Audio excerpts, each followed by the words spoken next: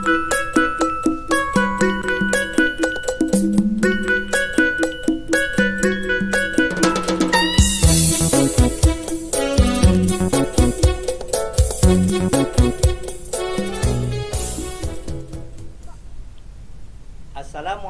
warahmatullahi wabarakatuh. Waalaikumsalam. Alhamdulillah, pada kesempatan ini kami dari PKBM Nyimas Gandasari akan mengadakan talk show tentang sosialisasi pembelajaran virtual.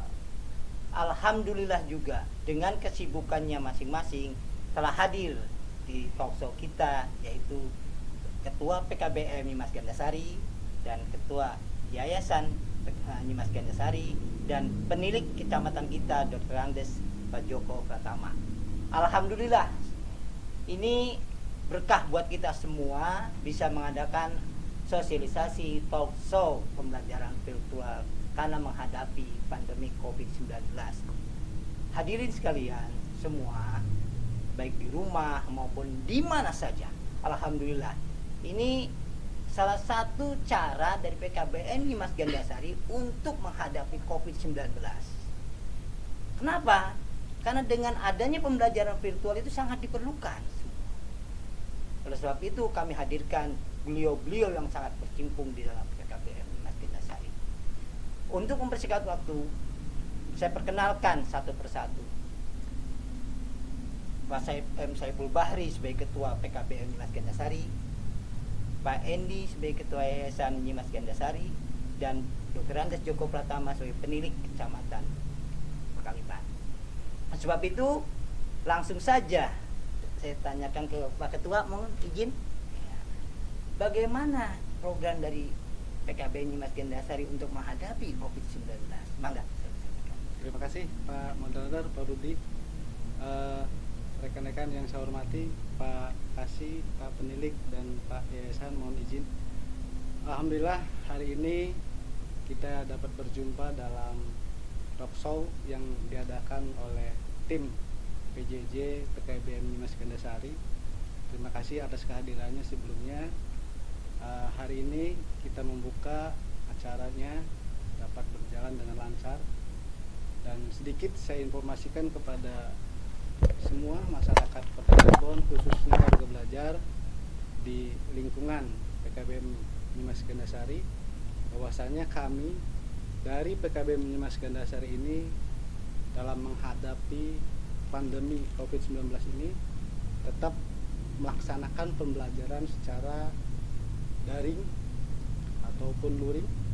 Jadi kegiatan kami pembelajaran ini dilaksanakan pada tahun ajaran 2020 atau 2021 secara dua metode.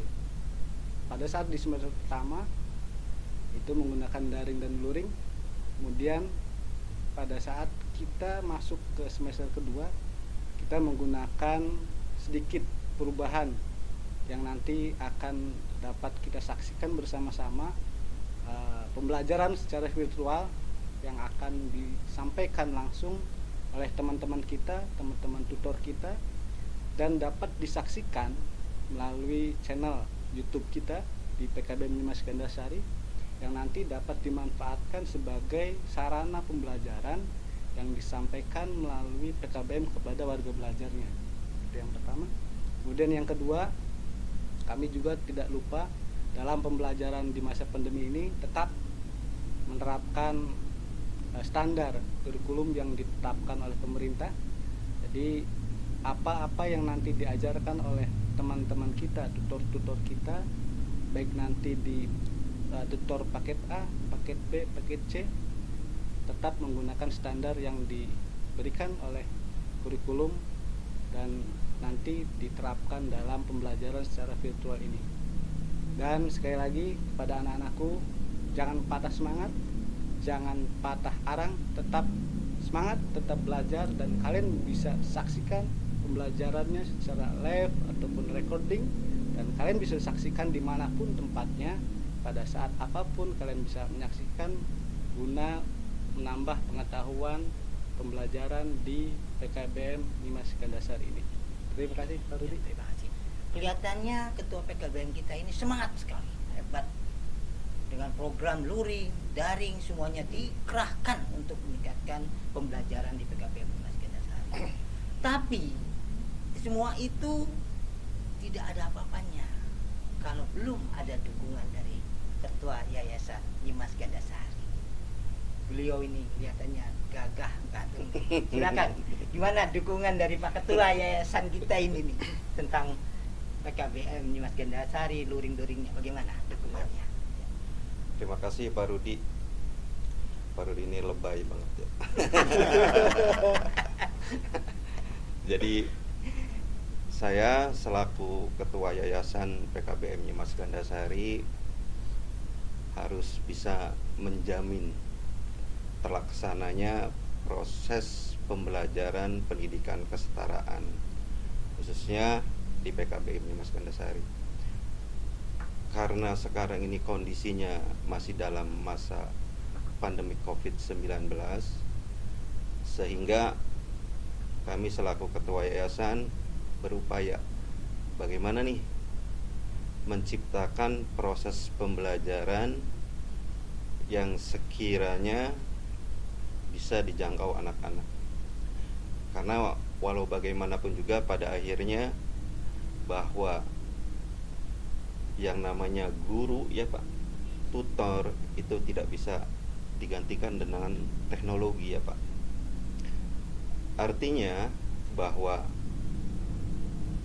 teknologi yang kita gunakan kaitan dengan proses pembelajaran virtual misalnya seperti Google Classroom, kemudian pembelajaran jarak jauh lewat PJJ misalnya, dengan akses proses media sosial misalnya ya. Tetap pada intinya sih bagaimana nih alat-alat ini mempertemukan siswa dengan tutornya. Jadi pada akhirnya bahwa tetap berupaya bagaimana guru itu, tutor itu bisa bertemu dengan warga belajar. Yang biasanya kita bisa bertatap muka langsung, sekarang harus melalui media. Medianya banyak, bisa media sosial, WhatsApp, Google Classroom, bisa dengan PJJ, memanfaatkan YouTube streaming atau segala macamnya. Jadi pada prinsipnya saya menghimbau kepada warga belajar, kepada tutor khususnya, bahwa pembelajaran intinya tidak mengenal ruang dan waktu. Artinya bahwa belajar itu di mana saja Pak Rudi. Bisa di sekolah, bisa di rumah, bisa di tempat-tempat umum, atau di mana saja kita berada. Proses pembelajaran itu bisa berlangsung. Dan yang namanya pembelajaran juga tidak mengenal waktu, kapan saja. Nah makanya di PKBM Nyimas Gandasari juga pembelajaran itu sebagaimana tadi yang disampaikan oleh Pak Saiful, diberikan kelonggaran waktu. Ada batasan waktu ketika kita mengirimkan materi, memberikan tugas. Materi dan tugas itu tidak dilakukan pada waktu itu, tapi ada tenggat waktu, ada keterbatasan waktu. Jadi memberikan keleluasaan terhadap apa artinya terhadap warga belajar untuk mengulang kembali pembelajarannya atau mengikuti di waktu yang tidak ditentukan. Artinya masih luas waktunya loh. Jadi saya hanya seketua yayasan menghimbau kepada penyelenggara, pengelola PKBM Nyimas Gandasari, kepada tutor, jangan lelah untuk memberikan pembelajaran kepada warga belajar. Dan ini juga menjadi inspirasi buat tutor, buat guru-guru, bahwa tutor juga harus belajar gitu. Tidak hanya warga belajar yang belajar ya Pak, tutor juga ya harus belajar, harus update, harus mengikuti perkembangan teknologi. Dengan demikian jadi tutor juga bisa mengikuti perkembangan teknologi. Jangan sampai selama ini ketika proses pembelajaran itu tidak sebelum masa pandemik Pak, yang namanya tutor, guru itu Pak Rudi, dia itu nyaman. Jadi saatnya sekarang tutor itu berdiri dari zona nyaman, bergerak, belajar bersama, sehingga proses pembelajaran yang dilakukan, yang diupayakan oleh pengelola bekerja sama dengan sekolah formal, pemanfaatan alat-alat PJJ ini bisa berjalan secara maksimal. Mungkin itu saja Pak Rudi. Ya, betul kata saya kan ketua yayasan hebat. Ya, Iya. makanya Nah, bersyukur ketua PKBM ya. Siap, siap. Itu dia ruang dan dimensi ruang. iya. Tapi memang ada sinergis antara ketua yayasan dengan ketua PKBM, makanya membuat PKBM Najab insya Allah akan maju dan jaya. Amin. Amin. Dan tidak terlepas itu harus ada arahan nih dari penilik kita yang orangnya ganteng nih, Andes Joko Pratama, penilik Kecamatan Kalipan. Mangga saya persilakan arahan. Baik, bismillahirrahmanirrahim. Terima kasih Pak Rudi. Assalamualaikum warahmatullahi wabarakatuh. Waalaikumsalam. Selamat sore dan salam sejahtera untuk kita semua. Pertama-tama yang akan saya sampaikan, saya mengucapkan selamat dan luar biasa teman-teman dari PKBM Nyimas Gandasari sudah memulai menggunakan media YouTube ya untuk pembelajaran jarak jauh ya. Dan ini untuk PKBM Kota Cirebon pertama diluncurkan ya. Jelas sekali bahwa kalau bukan dari kita, dari siapa lagi? Kalau orang Cirebon bicara, kalau duduk kita siapa maning? Kalau duduk sekian kapan maning? Ya, itu ya. Jadi kita sebagai orang Cirebon ya harus pegang itu ya. Jadi apresiasi yang luar biasa. Saya sebagai seorang yang ditunjuk untuk pengendali mutu di pendidikan non formal, terutama khususon PKBM Nyimas Gandasari yang sudah lama saya bekerja sama dengan rekan-rekan ini ya, luar biasa itu. Jadi pendidikan non formal itu mempunyai moto menjangkau yang tidak terjangkau Pak Rudi ya, menjangkau yang tidak terjangkau ya, Masya Allah, hebat bisa. oleh pendidikan formal ya. Nah, sehingga Direktorat Pendidikan Masyarakat dan Pendidikan Khusus juga meluncurkan tahun 2018 itu dengan metode daring itu sebelum pandemi ini, dengan Simolek dan diberi nama, diberi label setara daring. Nah, ternyata 2 tahun berjalan Pak, itu juga nampaknya tersiok-siok ya. Sehingga dengan adanya pandemi COVID-19 ini memang betul itu harus semua orang termasuk guru, tutor, murid harus keluar dari zona nyaman seperti yang disampaikan oleh beliau tadi ya. Nah, itu. Jadi memang kita harus keluar dari zona nyaman. Yang tadinya kita pegang Android hanya untuk medsos saja. Nah, sekarang ternyata Android itu bisa digunakan untuk pembelajaran. Nah, ini disinilah maka PKBM Nyimas Gandasari dengan jajaran pengurus dan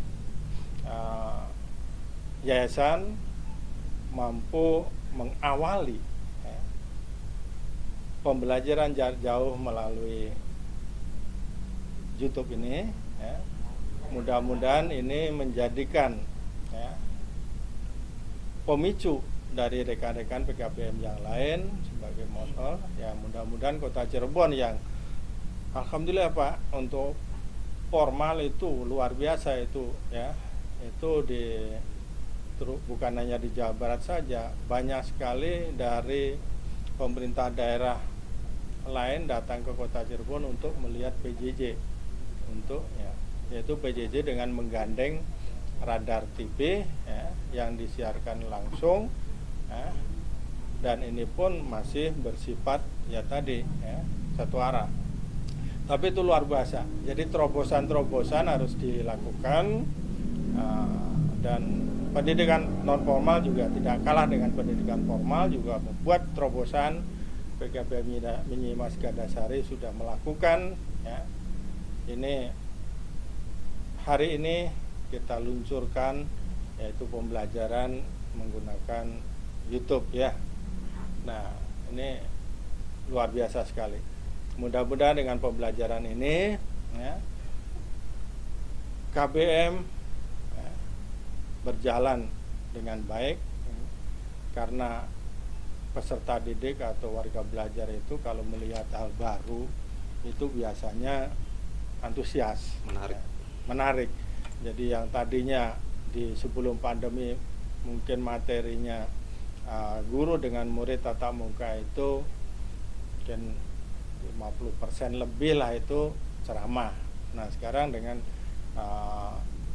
walaupun belum bisa interaktif, tetapi metode atau cara atau media yang kita gunakan itu hal yang up to date, yang baru, yang sekarang sedang digemari oleh anak-anak muda. Nah mudah-mudahan ini menjadikan motivasi kepada mereka peserta didik kita ya, untuk tetap mengikuti belajar. Karena selama masa pandemi ini saya memberikan arahan kepada PKBM yang ada di Kota Cirebon, tetap harus ada pembelajaran. Target kurikulum tetap harus dicapai. Ya, tinggal di sini tentu saja ya, gridnya, targetnya bisa kita atur, kita turunkan. Jangan sampai ya, gugur kewajiban saja. Memang dalam pendidikan itu tidak bisa lepas dari guru. Ya. Minimal pengajaran kita bisa lakukan. Ya. Jadi karena tatap muka itu sangat dibatasi, ya paling tidak pada saat penilaian akhir semester itu terjadilah komunikasi antara guru dengan peserta didik. Ya. Jadi tetap ada